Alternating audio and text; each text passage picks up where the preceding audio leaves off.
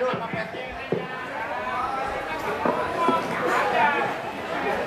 halo.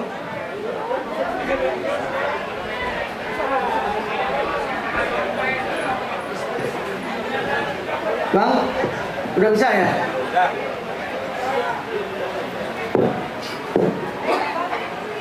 Ya.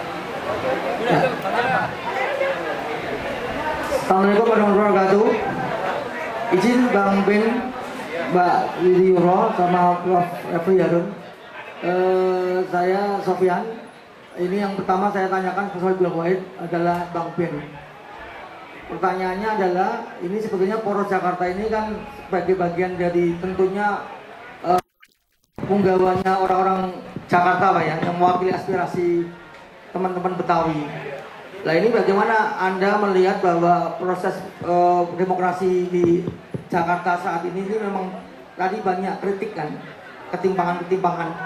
Apa yang bisa dilakukan Poros Jakarta Bang dalam menghitung hari ini untuk bisa mengubah, meskipun tadi sulit karena kan sistemnya sudah seperti itu. Kemudian Bang Nurdin, apa namanya, tadi juga bilang tokoh dan sistemnya sudah rusak. Saya hanya tanya apa yang bisa dilakukan Bang Bin sebagai tokoh juga Betawi dan menjadi poros Jakarta ini bisa mengubah semuanya. Kemudian pertanyaan kedua kepada Mbak Wiwi, kemudian Prof. Rofi juga, kaitannya Anda sebagai kata salah satu peneliti, kemudian dari Bang Rabi sendiri sekarang adalah menjadi juga menggawa di NGO ya, intinya mengkritisi. Ini untuk yang meskipun Anda juga tidak tahu apakah nanti tadi sudah komitmennya tidak mau ada masuk di politik, misal di pemerintahan. Kalau menurut pandangan Mbak Wiwi maupun juga sama Bang Rafli, itu zakon kabinet seperti apa? Yang pandangan Anda sendiri, meskipun Anda di oposisi, tapi kan harus ada juga pandangan dari insight dari Anda sebagai peneliti maupun juga tokoh-tokoh yang objektif. Terima kasih. Iya, langsung ya. Tadi pertanyaannya soal Poros Jakarta mau kemana, seperti apa gitu ya. Poros Jakarta kita sampaikan tadi bahwa kita bergabung ada beberapa organisasi dan menyuarakan memang kemarin ke Anies Baswedan. Ya, dan sekarang ini kita edukasi kepada masyarakat, yang mana sekarang kan fenomena gercos itu sedang fenomenal. Ya, apakah kita sampaikan, kita mengundang para pakar sehingga biar jelas gercos itu apakah barangnya konstitusional atau inkonstitusional dan kedepannya seperti apa. Bahwa kami poros ini tidak mengarahkan kepada gercos, tetapi juga memberikan gambaran ini kalau gercos memang ini sebuah aspirasi masyarakat, ya, keinginan masyarakat, kekecewaan masyarakat yang tadi saya sampaikan, Fox Police Post Day, bahwa suara rakyat adalah suara Tuhan, tetapi suara rakyat sudah ditangkap oleh partai di tingkat daerah tetapi tidak diterima oleh elit partai, sehingga kita melihat, masyarakat melihat ini partai, elit partai ya langsung saja mungkin ketua partainya ini jadi bermasalah karena memang suatu yang sudah disampaikan oleh rakyat, kebenaran itu tidak diterima. Itu jadi gerakan kita Poros Jakarta ini untuk mengedukasi masyarakat dan juga memberikan pesan kepada elit partai, elit politik, bahwa jangan sampai nanti suara aspirasi masyarakat ini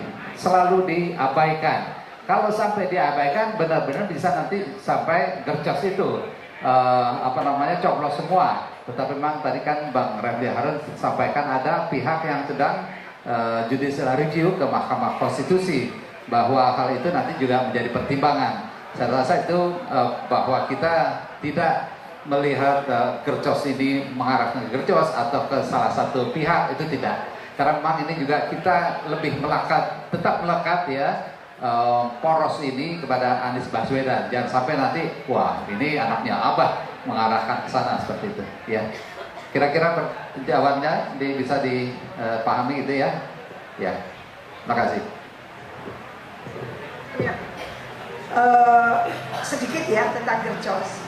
Jadi gercos ini tidak berdiri sendiri sebagai satu dampak atau akibat dari tentu kekecewaan, ketidakpuasan dari suatu masyarakat untuk mengekspresikan bahwa pilkada ini tidak free and fair, bahwa pilkada ini dihadirkan dengan tidak setara, gitu ya, tidak memberikan peluang. Padahal esensi demokrasi itu memberikan peluang kepada warga negara yang memiliki kualifikasi untuk diusung. Nah, ketika itu sudah memenuhi syarat, tapi ada saja cara yang membuat, katakan gitu ya, yang memenuhi kualifikasi tadi itu bisa batal. Nah, itulah maka muncul aspirasi masyarakat yang ingin mengutarakan kekecewaannya. Menurut saya sah-sah saja bahwa kekecewaan itu diutarakan meskipun belum tentu dilakukan, kan itu. Itu satu. Yang mengenai zakon kabinet, ini penting. Mengapa lalu zakon kabinet disuarakan oleh Prabowo, sementara dalam saat yang bersamaan juga terjadi adalah upaya untuk melakukan revisi terhadap Undang-Undang Kementerian Negara. Itu satu contoh. Berarti ini kan zakon kabinet tambun, artinya zakon kabinet tapi gemuk. Betul, nanti kabinetnya itu profesional, tidak transaksional, katakan seperti itu. Tapi gemuk sekali, 40-an, 44 katakan itu. Maka apakah lalu gitu ya, itu akan betul-betul terbukti? Masalahnya itu pertanyaan kita. Terbukti bahwa yang diletakkan di kementerian masing-masing itu adalah sosok yang memang memiliki kualifikasi, kemampuan, profesionalitas, terutama integritasnya. Ya ini, apakah itu nanti yang akan diberikan? Kalau partai contoh, karena memiliki sebidang kader yang katakan oke, lalu yang diusung ternyata yang dipromosikan bukan yang seperti diharapkan. Apakah bisa menolak? Kan gitu. Jadi menurut saya silakan zakon kabinet karena Indonesia sudah saatnya untuk mengejar ketertinggalannya. Bahwa dengan 44 kementerian lembaga sama sekali tidak akan bisa menjamin apakah nanti semacam kelembagaan ini akan menjadi kelembagaan yang fungsional. Bukan sebaliknya disfungsi, kan gitu ya.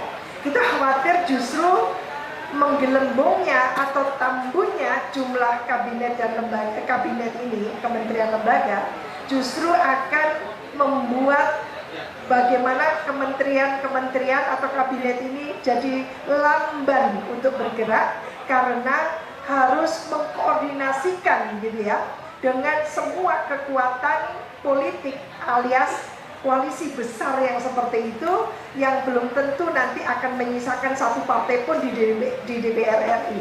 Ini juga menurut saya tidak ada lagi check and balances karena sangat tambun. Executive heavy akan terjadi di DPR. Ini yang nantinya membuat sistem politik kita tidak sehat.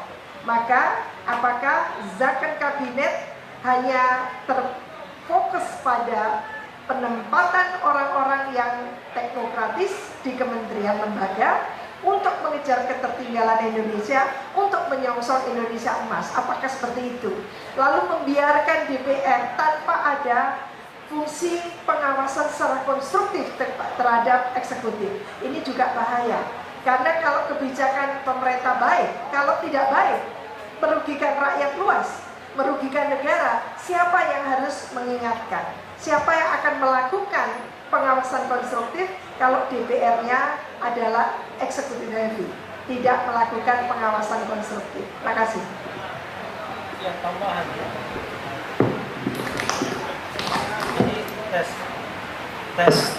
Jadi kawan-kawan semua ya, yang namanya zakon kabinet itu sebenarnya terminologi yang lazim dalam sistem pemerintahan parlementer, di mana kalau pemerintah terbentuk dan itu terdiri dari beberapa partai politik, maka mereka membentuk yang namanya kabinet parlementer yang terdiri dari anggota-anggota DPR atau anggota-anggota partai politik yang tergantung sharing powernya, makin besar makin banyak kursinya.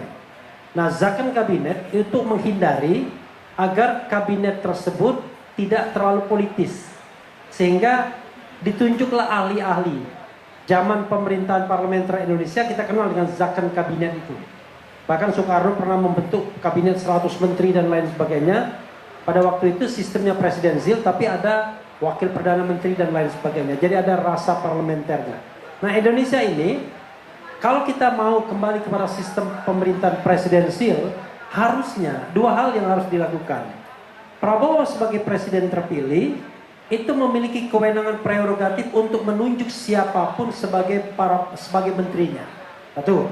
Kedua, menteri yang ditunjuk itu harus semata-mata loyal kepada presiden dan kepada misi presiden.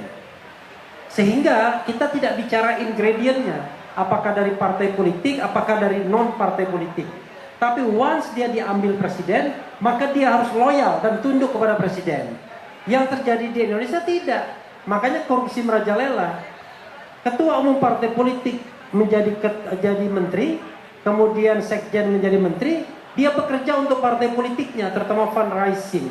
Akibatnya sistem kabinet, sistem kepartaian, sistem politik Indonesia tidak sehat.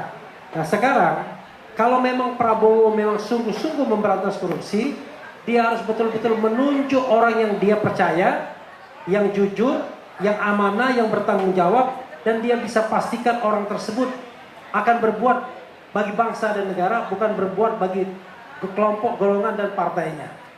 Nah, kita harapkan mudah-mudahan begitu, walaupun saya tidak yakin, ya kan begitu. Tapi nggak apa-apa, yang paling penting kita kasih tahu teorinya begitu, tapi praktiknya kita akan lihat. Apakah Prabowo akan tunduk kepada jalan parlementer, apakah dia akan memilih jalan presidensial? Kita akan lihat dalam pembentukan kabinet nanti. Terima kasih. Ya, sebelum dilanjutkan, tadi mungkin wartawan udah dapat press release-nya ya. Ya, karena juga Bang Refli sama Powi belum sholat, mungkin cukup diwakili oleh Poros saja. Cukup ya? Cukup ya? Sudah ya, karena juga kita belum pada sholat buat hari ini ya. Ya, terima kasih ya, beri tepuk tangan buat narasumber kita dan juga Poros. Saya selaku pembicara mengucapkan mohon maaf apabila ada kekurangan. Dan terima kasih. Satu pesan buat saya, ada Engsa main di empang, kakinya patah ketiban batu. Yang susah bakalan gampang kalau kita semuanya bersatu. Terima kasih. Wassalamualaikum warahmatullahi wabarakatuh.